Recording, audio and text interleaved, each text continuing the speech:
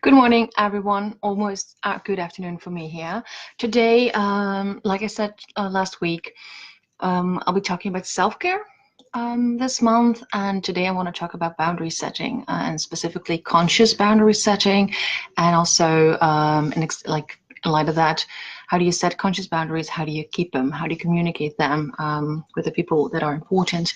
Um, so why boundary settings? I realized that these days there's a lot of talk about boundary settings.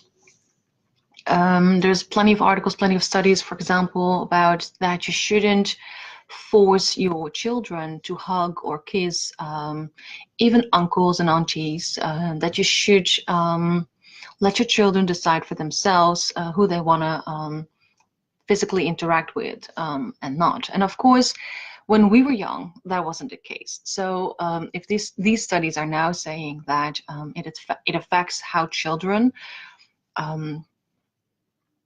deal with their bodies and their and how it affects their sense of self and what they're allowed to do and not in terms of who do I allow into my space and who do I not allow into my space.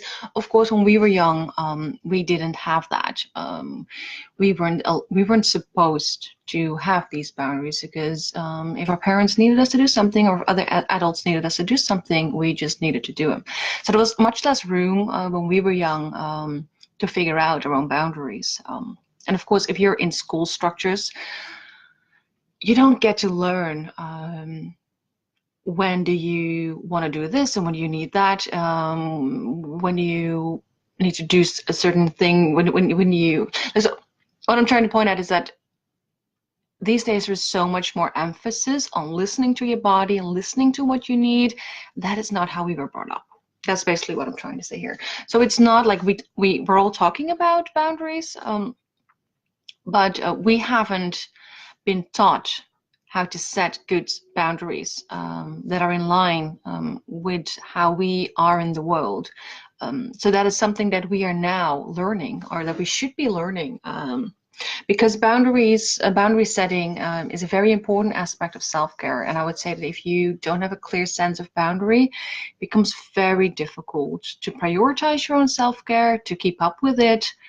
So it's vital to your well-being, just as a person, but also of course as a writer, that in your practice that you know what your boundaries are and that you can communicate them to people, and also that you follow up on them yourself. So there are basically three sort of steps that you can take, or that you must take in this process. Like how do you go from not being conscious about your boundaries to actual setting conscious boundaries. Of course, first one is figure out what you need. So figure out what boundaries work for you, and then there is and I think a lot of people actually skip this part, so I want to talk about this a little more in a little bit more detail. Figuring out what you need and communicating them to others, that seems pretty straightforward. But for a lot of people, even knowing what we need doesn't necessarily mean that on a deep level inside we know what we need. We might know what we need, but do we allow ourselves to need that particular thing or boundary in this case? So if we skip the step of truly honoring the fact that this is what we need and telling ourselves it's okay that we need it, doesn't make us selfish, it doesn't make us needy, it doesn't make us worthless parents or partners or siblings or children. If we skip that step, it becomes very difficult to keep up with our own boundaries. And I'll talk a little bit about that in a second, why it's important to keep reminding other people that this is the boundary and this is it. It's here. Don't cross it. Don't even try. It's important to do that, especially in the beginning when you're just trying out like different boundaries, like who do you put where. Okay, so as I said, first part, like figure them out. This is different for everybody. Everybody needs different boundaries. We're all different people. Extroverts need different boundaries than introverts. There's a spectrum, like there's so many options. So you really have to sit with that and figure out for yourself what do I need? What is a boundary for me? Do I need 4 hours of silence, like uninterrupted time, to write? Or do I just need to know that I can write for the next 30 minutes and I'll have a break and check in with the kids, and then I'll have another 30 minutes, uninterrupted writing time? What is it for you? What are your boundaries? Can be there are no set rules for this. The only rule there is that you need to sit with this, dig a little deep, and find out what you need. Then, of course, like what I said, the second part is the allowing yourself a lot of, I would say, especially for women, this is the case, but I know some men who have the same, who struggle with the same thing. Knowing what you need, knowing the boundaries that you need, doesn't mean you automatically believe on some deep level that you're worthy of those boundaries. It could very well be that what's best for you in your writing practice is 4 hours of uninterrupted writing time. But if you have 2 kids at home and a partner who works full time and who is now dead tired downstairs in a living room trying to entertain your kids who refuse to go to bed, and you hear them on the background even though your door is closed, you need to be really sure about your own boundaries if you don't let that affect you. If there's only a sliver of doubt that you deserve this time for yourself, the chances are that you stop writing, check out, see if you need it, do what you think you should be doing instead. So you need to be absolutely clear about your boundaries for yourself, and you need to have that conversation with yourself in which you tell yourself, yes, this is exactly what I need, and it's okay that I need this. I'm allowed, I'm worthy, I have the right to these boundaries. It's for my best interest to keep these boundaries, so I will stick to them. And then the third step is, of course, communicating them to the people involved, and that is, for me, it's a two-way thing. You don't need to tell everybody that you're gonna try out new boundaries. Some people will just have to learn through trial and error, and I know it's gonna be scary and confrontational, but see that as the fun part, try to have a little fun there. And no, I don't mean that in a mean way, but of course the people that are absolutely involved in your lives might be wise to actually have that conversation with them.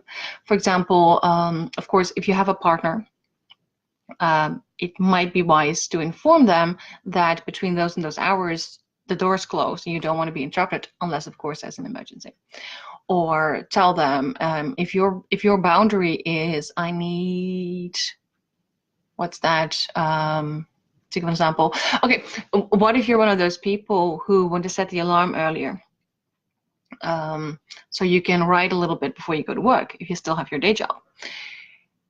If you, again, this is, of course, this is an example. If you have a partner, if your alarm goes and your partner is like, oh, let's snuggle, this is not what you need. You don't need them to try to convince you to stay in bed.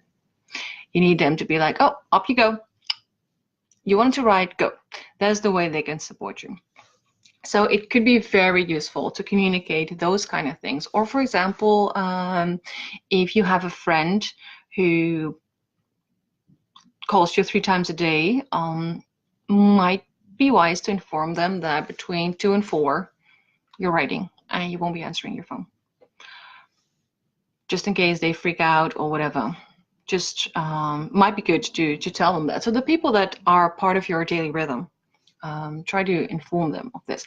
And then, of course, there are other people that will just find out through, as I just said, through trial and error. And what I said, why I pointed this out, is you don't have to tell everybody that you're going to set these new boundaries.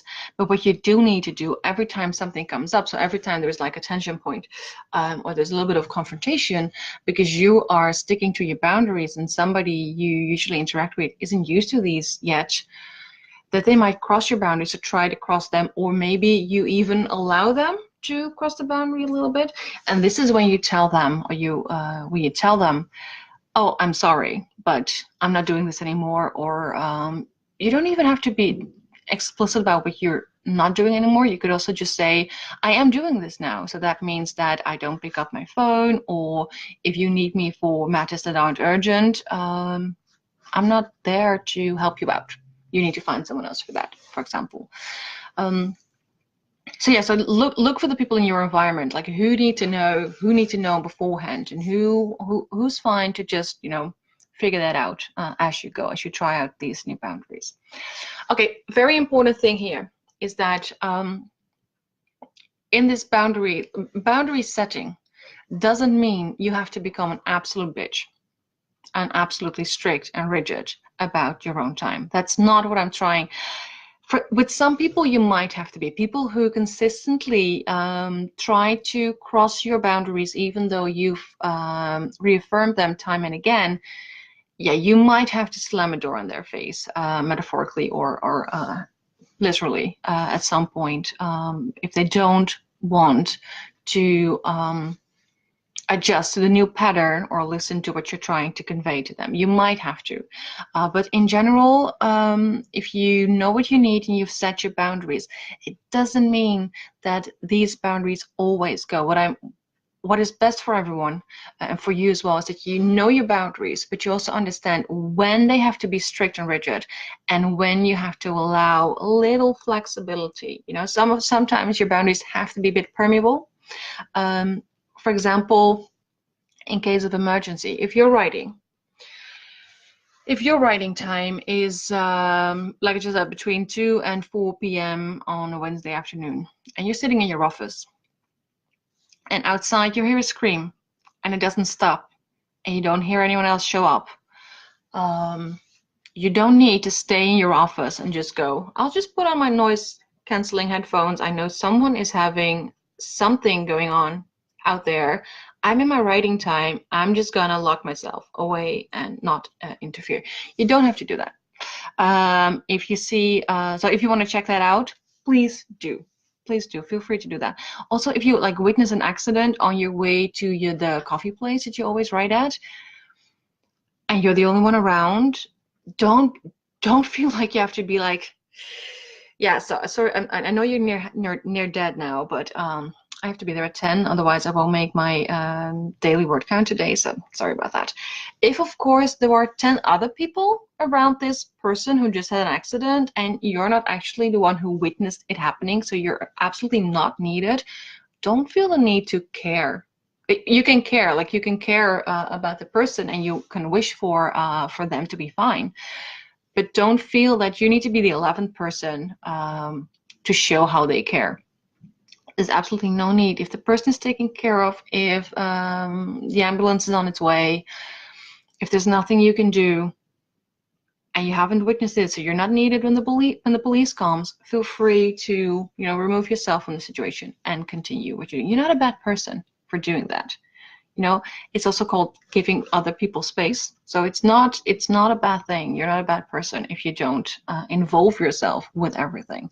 But of course, if you're the only one there, don't be that person who's like, sorry, can't do this.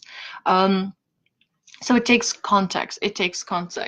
Sometimes you need to reaffirm very rigid boundaries, especially I would say around kids, or like I said, friends who call you for every little thing, or neighbors who know you as the person who always helps them out and who knock on your door every 3 hours for something that they should be able to figure out themselves.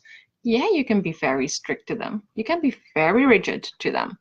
But know when not, and know when you shouldn't be too rigid, and you need to be a little bit more flexible.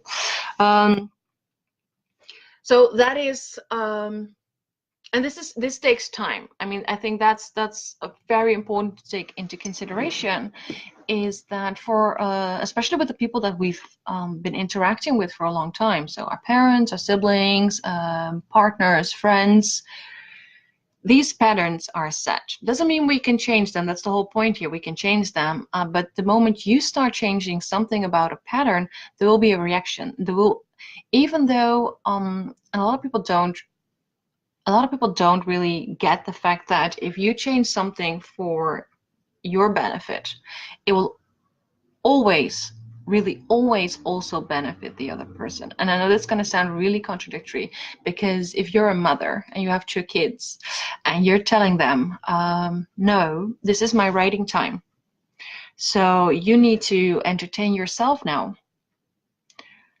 and you close the door, how does that benefit them? Well, it benefits them in multiple ways. First of all, they learn to entertain themselves, and that you're not there for their benefits, so they grow into their own persons.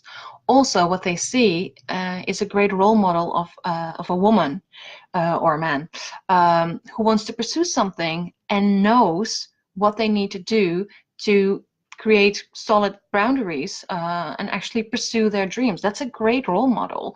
If you've grown up in a household in which one of the parents or both parents were overly caring and taking care of everything,